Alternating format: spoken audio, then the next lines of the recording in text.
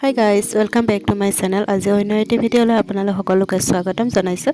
আজি আপোনালোকৰ ওচৰলৈ লৈ আহিছোঁ মূলা আৰু গাজৰে এটা ধুনীয়া আচাৰৰ ৰেচিপি। তো মই মূলা আৰু গাজৰখিনি বাকলি গুচাই ধুই লৈছোঁ।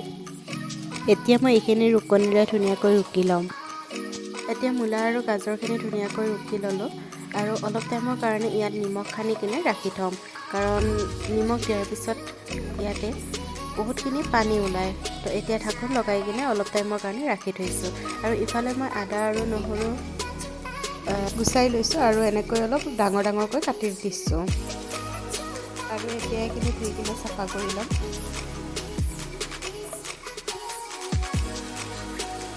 এতিয়া মূলা আৰু গাজৰৰ পৰা বহুত পানী ওলাইছে। এনেকৈ দুখন হাতেৰে ধৰি কিনে চেপি দিছোঁ আৰু এনেকৈ চেপি কিনে পানীখিনি উলিয়াই দিলে শুকুৱাবৰ কাৰণে বেছি টাইম নালাগে।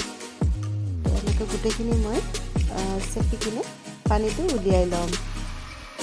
আৰু এইটো আচাৰ সঁচাই খাবলৈ বহুত ধুনীয়া হয়।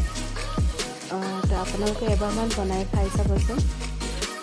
তো গাজৰ আৰু মূলাখিনি ডাঙৰ ডাঙৰকৈ কাটি দিব পাৰে, কিন্তু এনেকৈ ৰুকি দিলে খাই বেছি সোৱাদ লাগে। তো তাৰ কাৰণে এনেকৈ ৰুকি বনাইছোঁ মই। আপোনালোকেও বনাই খাই চাবচোন এবাৰমান।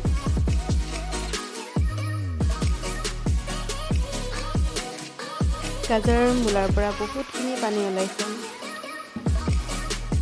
এয়া এইখিনি ধুনীয়াকৈ চেপি লৈছোঁ আৰু দুটা গাজৰ আৰু মূলা মই এনেকৈ ডাঙৰ ডাঙৰকৈ অলপমান কাটি দিছোঁ। আৰু এতিয়া ৰ'দত শুকুৱাই ল'ম। এনেকৈ পিঠাগুড়ি চলা চালনীৰে এনেকৈ ধুনীয়াকৈ ৰ'দত শুকুৱাই দিম।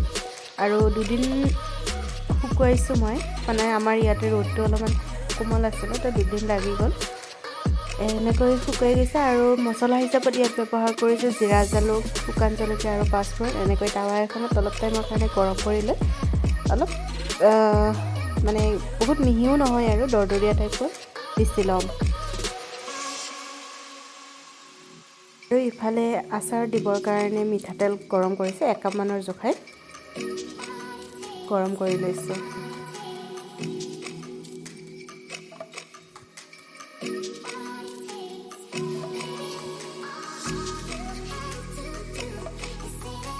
আচাৰ বনাবলৈ মূলা আৰু গাজৰত এতিয়া ব্যৱহাৰ কৰিছোঁ 2 চামুচ লাল মিৰ্চ পাউডাৰ, হালধি আৰু নিমখ এনেকৈ।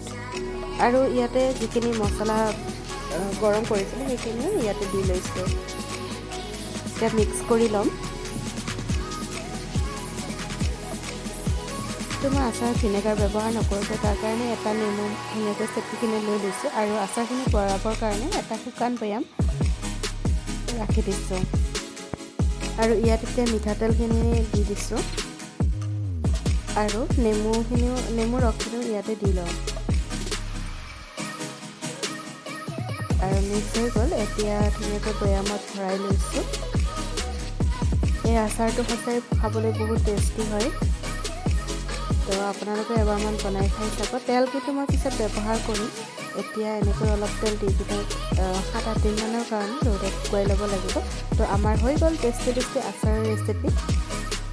তো আজিলৈ বাই বাই। ভিডিঅ'টো যদি ভাল লাগিছে লাইক, কমেণ্ট, শ্বেয়াৰ, ছাবস্ক্ৰাইব কৰি দিব। Bye bye.